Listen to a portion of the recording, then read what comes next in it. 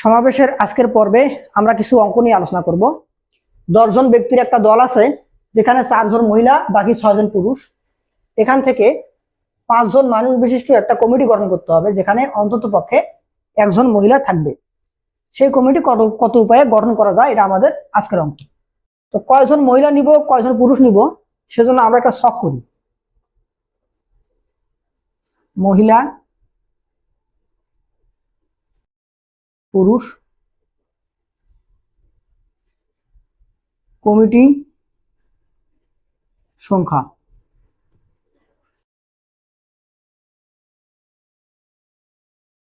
যেটা সমাবেশ, তাহলে আমরা ছক করি।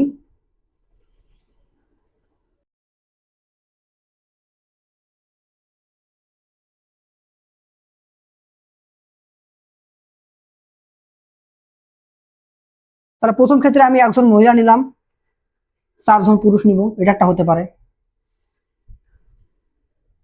মহিলা 2 জন, পুরুষ 3 জন,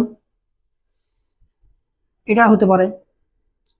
মহিলা 3 জন, পুরুষ 2 জন, এটা একটা হতে পারে। মহিলা 4 জনকে নিলাম, পুরুষ নিলাম 1 জন, এটা একটা কেস হতে পারে। তো আমরা প্রত্যেকটা কেসের বিপরীতে আমরা কমিটির সংখ্যা বের করব। এই যে মহিলা আমি 1 জন নিলাম, কয়জন থেকে নিলাম? 4 জন থেকে। তাহলে 4C1। কাজ শেষ হয় না, সেজন্য গুণ।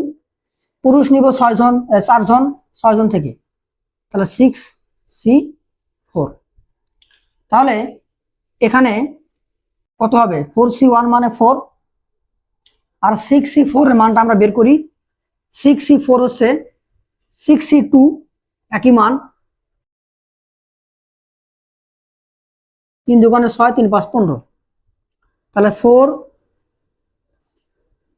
ইন্টু 15, 4 15 60। পরেরটা মহিলা 2 জন, এই 2 জন মহিলা নেওয়া হয়েছে 4 জন থেকে, তাহলে 4C2 ইন্টু 3 জন পুরুষ 6 জন থেকে, তাহলে 6C3।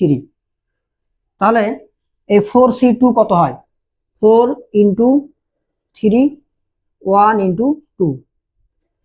4C2 এর মান হলো 6, আর 6C3 এর মান 6 5 4 1 2 3। 2 দুগুণে 4, 3 দুগুণে 6, 4 5 20। তাহলে 20। তাহলে 20 আর 6 গুণ করলে কত হয়? 120। পরের যে কেস, 3 জন মহিলা 4 জন থেকে নেওয়া হয়েছে, 4C3 ইন্টু 2 জন পুরুষ 6 জন থেকে নেওয়া হয়েছে, 6C2। তো 4C3 এর মান কত? 4C3 এর মান 4C1 এর সমান, কারণ 4C1 এবং 4C3 একই মান। তাহলে 4 এবং 6C2 এর মান, 6C2 এর মান হলো, এখানে আমরা বের করছি 15।